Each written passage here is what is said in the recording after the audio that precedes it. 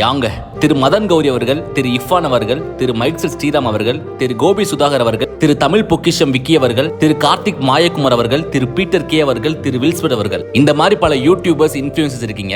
எதுக்கான இந்த வீடியோன்னு பாத்தீங்கன்னா, கேரளால ஸ்பைனல் மஸ்குலர் அட்ரோபி டிசீஸ், அதாவது முதுகெலும்பு தசை சிதைவு நோயால பாதிக்கப்பட்டவங்களுக்கு 16 கோடி ரூபாய்க்கு இன்ஜெக்ஷன் தேவைப்படுதுன்னு தெரிஞ்ச உடனே அந்த கேரளா அரசாங்கம் இனி வர எஸ்எம்ஏ பேஷண்ட் எல்லாருக்கும் இலவசமா மருத்துவ செலவு பாத்துக்கிறாங்க. இப்போ நம்ம தமிழகத்துல வரிசையா நிறைய பேருக்கு இந்த எஸ்எம்ஏ டிசீஸ் வந்துட்டு இருக்கு.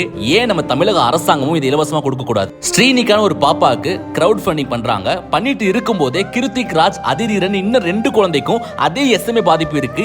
இப்படியே எத்தனை குழந்தைக்கு நம்மளால காசு கலெக்ட் பண்ண முடியும்? நமக்கு நிரந்தர தீர்வு வேணும். பாலம் கட்டணும்னு அவ்வளவு கோடி இன்வெஸ்ட் பண்றீங்க.